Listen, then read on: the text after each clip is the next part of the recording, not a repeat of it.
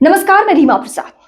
पश्चिम बंगाल की चुनावी हकीकत ये है कि 2011 से लेकर 2026 तक में ममता अगर दहाड़ती हैं चुनावी माहौल में, तो उसके पीछे मुस्लिमों का कहीं ना कहीं भरोसा है। वो मुस्लिमों का भरोसा जो 2011 के आंकड़े के मुताबिक बंगाल में 27 से लेकर 30% तक उनके बारे में दावा किया जाता है। मतलब इतना परसेंटेज जो जीत हार के लिए काफी है। मतलब वो निर्णायक भूमिका निभाते हैं। वो जिधर जाते हैं उधर की सरकार बन जाती है, और जिधर वो शिफ्ट नहीं हुए, जाहिर सी बात है चुनावी मुखी उन्हें खानी पड़ती है।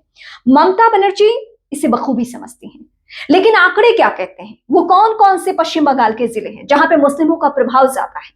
क्या वाकई 100 से ज्यादा ऐसी सीटें हैं जहां मुस्लिम निर्णायक भूमिका में है? क्या वाकई ये सच्चाई है कि 2011 में, मतलब ममता बनर्जी के पहले चुनाव में, मुस्लिमों ने उन पर भरोसा नहीं किया होता, लेफ्ट और कांग्रेस का साथ नहीं छोड़ा होता, तो ममता आज बंगाल की सीएम नहीं होती? आंकड़े क्या कहते हैं और क्यों मुस्लिमों ने भरोसा किया? सबसे पहले तो एक एक करके सिलसिलेवार तरीके से मैं आपको बताने जा रही हूँ। 2011, 2016 और 21 में कैसे इनका वोट परसेंट बढ़ते गया, ये आंकड़े बहुत दिलचस्प हैं। 2011 आप याद कीजिए, ममता बनर्जी का वो चुनाव जिसमें 34 साल के वामपंथी शासन को खत्म किया था, यानी लेफ्ट को खत्म किया था। उससे पहले तक पश्चिम बंगाल के जो मुस्लिम वोटर हैं वो या तो कांग्रेस पार्टी पर भरोसा करते थे या फिर लेफ्ट पर। लेकिन वो उस चुनाव में, यानी 2011 के चुनाव में, एकमुश्त वोट किया ममता बनर्जी पर। उसके पीछे वजह क्या थी? उसके पीछे मैं 2-3 वजह बताती हूँ आपको। सिंगूर नंदीग्राम आंदोलन और सच्चर समिति की रिपोर्ट। सच्चर समिति की रिपोर्ट अगर आपने पढ़ी होगी या उसके बारे में थोड़ा बहुत जानते होंगे, तो ये रिपोर्ट पूरे देश में मुस्लिमों की स्थिति क्या है, कितना पिछड़ापन है, उनकी शैक्षणिक व्यवस्था क्या है, पासमानदा मुस्लिम यानी जो मुस्लिमों में दलित होते हैं उनकी क्या स्थिति है, ये रिपोर्ट बताती है। और सच्चर समिति के रिपोर्ट को ममता बनर्जी ने भी सपोर्ट किया और इसका फायदा उन्हें 2011 में मिला। 2016 में लेकर आती हूँ आपको। 125 सीटों पर मुस्लिम वोट निर्णायक और इनमें से टीएमसी ने 90 सीटें जीती। तो जाहिर सी बात है कि 2011 की तुलना में उनको और ज्यादा 2016 में फायदा पहुंचा। 21 में लेकर आ रही हूं मैं आपको। टीएमसी ने यहां पे तो 215 सीटें जीती, और 215 सीटें जीतने के पीछे यह था कि मुस्लिम वोट उनको 75% मिले। और ये भी सीएसडीएस के डेटा के मुताबिक है, ऐसा नहीं है कि हवाई बातें, ये ग्राउंड रियलिटी है। कांग्रेस मुस्लिम बहुत जिलों से पूरी तरीके से खत्म हो गई। मुर्शिदाबाद, मालदा, ये जो इलाके हैं जहां पे इस वक्त हुमायूं कबीर अपना दबदबा दिखाना चाहते हैं। और लोकसभा चुनाव यानी 2021 में तो क्या परफॉर्मेंस रहा ये मैंने आपको बता दिया, लेकिन 2021 से लोकसभा चुनाव 2024 में आइए तो यहाँ पे ये आंकड़ा बढ़कर कितना हो गया? 83% मुस्लिम वोटर्स ने वोट दिया ममता बनर्जी को। और इसीलिए माइनॉरिटी शील्ड इसको कहा जाता है कि उनके लिए ये कवच है, एक कवर है, ऐसा कवर जिससे कि वो चुनावी माहौल में अपने आप को सुरक्षित महसूस करती हैं।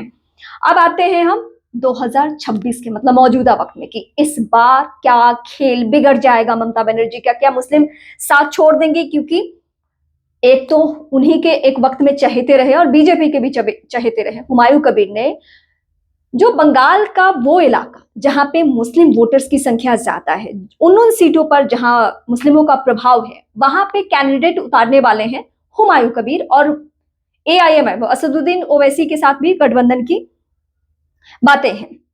तो अब इसमें मैं आती हूं। टीएमसी अभी भी मुस्लिम बेस मजबूत है। 54% मुस्लिम चाहते हैं कि ममता ही सीएम बने, ये एक सर्वे रिपोर्ट है। और टीएमसी ने 291 सीटों पर कैंडिडेट उतारे हैं और ममता का दावा है कि इस बार यानी 2026 में 226 सीटें वो जीतेंगी। लेकिन अब उनके सामने चुनौतियां क्या है? बता चुकी हूं पहले कि ओवैसी की पार्टी, आईएसएफ और हुमायूं कबीर की नई नवेली उन्नयन पार्टी जो है, ये पार्टियां उनका वोट काट सकती हैं। एसआईआर, पोलराइजेशन, इससे भी कुछ फूट की स्थिति है। और टीएमसी को हिंदू बहुल 182 सीटों पर महिला वोट लाडली योजना भी चाहिए। मतलब उन्होंने ये किया है, लेकिन इसका फायदा कितना पहुंचता है वो बहुत दिलचस्प होगा। अगर मुस्लिम ब्लॉक वोट टीएमसी को मिला तो क्या स्थिति होगी? बीजेपी को 209 हिंदू बहुल सीटों में से 148 सीटें जीतनी होगी, तब जाकर वो सत्ता की कुर्सी तक पहुंच पाएगी। और टीएमसी को सिर्फ 42 सीटें और चाहिए। लेकिन इस बार मुस्लिम उन पर एक मुश्त भरोसा करेंगे, इस बात की गुंजाइश ना के बराबर है। अब 85 मुस्लिम डोमिनेट सीटें हैं और वहां पे कितने कितने परसेंट है वो मैं बताती हूँ। 35% मुस्लिम सिर्फ इस इलाके में आते हैं। मुर्शिदाबाद, 66% है मुर्शिदाबाद जिले में, मालदा में 51, उत्तर दिनाजपुर में 50%, बीरभूम में 37%, दक्षिण 24 परगना में 36। 2021 में टीएमसी ने 75 सीटें इधर से जीती थी।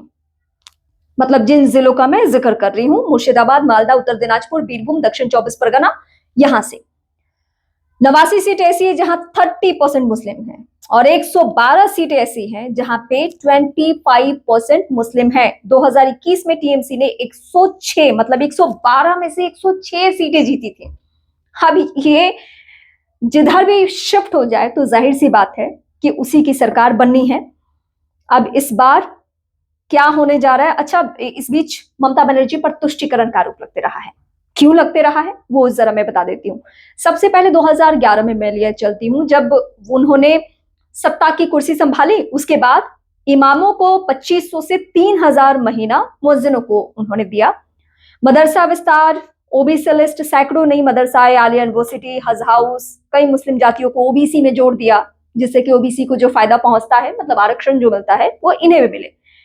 और इस पर हाईकोर्ट की भी टिप्पणी है, कलकत्ता हाईकोर्ट की। दुर्गा पूजा वर्सेस मुहर्रम, एक बार ऐसा हुआ कि दुर्गा पूजा में 2016 में दुर्गा पूजा के विसर्जन को 4 बजे तक सीमित कर दिया गया और उसके बाद कलकत्ता हाईकोर्ट की जो टिप्पणी है, उन्होंने कहा कि माइनॉरिटी को खुश करने के लिए मेजोरिटी को नुकसान पहुंचाया जा रहा है। मतलब ये पहली दफा हुआ कि ममता बनर्जी के किसी स्टेप को लेकर कलकत्ता हाईकोर्ट ने टिप्पणी की और इसको विरोधी चुनावी माहौल में खूब भुनाते हैं।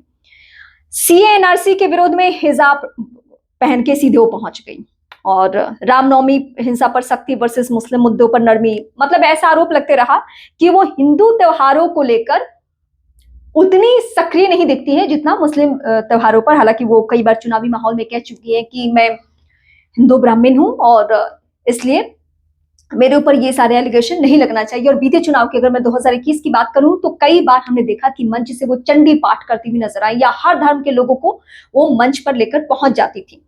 लेकिन इस बार वाकई ममता बनर्जी घिरी हुई है। जिन मुस्लिम वोटर्स का मैं जिक्र कर रही थी, अगर उन्होंने एक मुश्त वोट नहीं किया तो ममता हार सकती है, इसमें कोई दो राय नहीं है। हाँ, उनके पास अभी 2 फेवरेट कार्ड है। एक तो उनका बंगाली होना उनके फायदे के लिए जा रहा है, क्योंकि बीजेपी के पास आज भी कोई ऐसा चेहरा नहीं है जो ममता बनर्जी के सामने खड़ा कर दे। बीजेपी के बारे में आज भी वहां पे कहा जाता है कि वो बाहरी पार्टी है, वो बाहरी लोग हैं और इसमें ममता बनर्जी कामयाब हो पाती है। लेकिन मैं आपको समीकरण बता रही थी कि मुस्लिम वोटर्स अगर उनका साथ निभाना छोड़ दें, उनसे खिसक जाए, वो ओवैसी की तरफ शिफ्ट हो जाए या हुमायूं कबीर की तरफ शिफ्ट हो जाए, तो ममता के लिए राह आसान नहीं होने जा रही है। लेकिन हाँ, वो ममता बनर्जी है और बीते कम से कम 15 सालों में जो ममता बनर्जी ने वहां के मुस्लिम वोटर्स के लिए किया है और जैसे वो हिंदुओं को दरकिनार करके स्टैंड मुस्लिमों के लिए लेती रही हैं, अगर वो वफादारी निभाएंगे तो इस बार भी चुनाव में अतरनी मुस्लिमों के सहारे ममता बनर्जी पार कर लेंगी और नहीं तो फिर ममता का फंसना इस बार तय है, क्योंकि इस बार खुले में खेल हो रहा है।